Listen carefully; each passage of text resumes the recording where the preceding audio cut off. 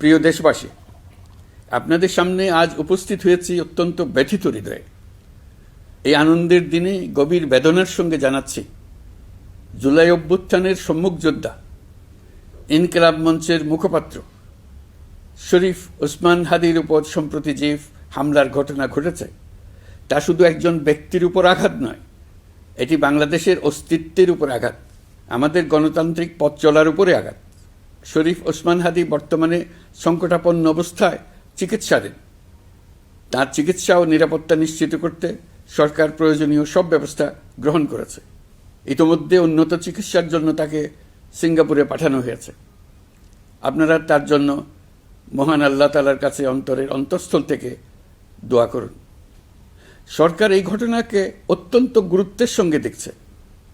ঘটনার সঙ্গে জড়িতদের প্রাথমিকভাবে চিহ্নিত করা গেছে। আমি দেশবাসীকে আশ্বস্ত করতে চাই, যারা এই ষড়যন্ত্রে জড়িত তারা যেখানেই থাকুক না কেন, তাদের কাউকে ছাড় দেওয়া হবে না। আমি পরিষ্কারভাবে বলতে চাই, পরাজিত শক্তি ফ্যাসিস্ট টেররিস্টদের এই অপচেষ্টা সম্পূর্ণভাবে ব্যর্থ করে দেওয়া হবে।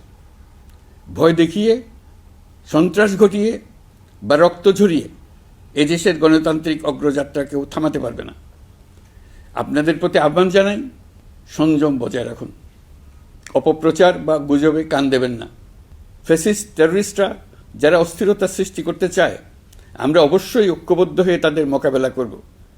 তাদের ফাঁদে পা দেব না। পরাজিত ফ্যাসিস্ট শক্তি এদেশের পবিত্র মাটিতে আর কোনো দিন ফিরে আসবে না।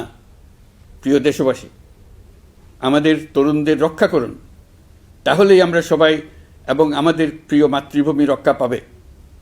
যারা দেশ ছেড়ে পালিয়ে গেছে তারা বুঝে গেছে, তরুণ যোদ্ধারা তাদের পুনরুত্থানের পক্ষে ভীষণ রকম বাধা। এই অস্ত্রহীন, ভীতিহীন, ব্যক্তিগত স্বার্থ সম্বন্ধে সম্পূর্ণ উদাসীন দৈনন্দিন এই চেহারার ছেলে মেয়েদের নিয়ে তাদের সাংঘাতিক ভীতি। তাদের লক্ষ্য হলো নির্বাচন আসার আগেই পথের এই বাধাগুলো সরিয়ে ফেলা, নিজেদের রাজত্ব আবার কায়েম করা। তাদের বন্ধুরা যতদিন তাদের সঙ্গে আছে ততদিন তারা এই স্বপ্ন দেখবে। নির্বাচন হয়ে গেলে তাদের বন্ধুরা সমর্থন জোগাতে বেকায়দায় পড়বে। সেজন্যই তো এত তাড়াহুড়া। তারা চায় নির্বাচনের আগেই তাদের ফিরে আসা নিশ্চিত করতে। নানা ভঙ্গিতে এটা তারা করবে। এই চোরাগুপ্তা খুন করার যে উদ্যোগ, তার একটা রূপ। আরও কঠিনতর পরিকল্পনা নিয়ে তাদের প্রস্তুতি আছে। দেশের সবাইকে জোর গলায় বলতে হবে, আমরা তরুণদের রক্ষা করব।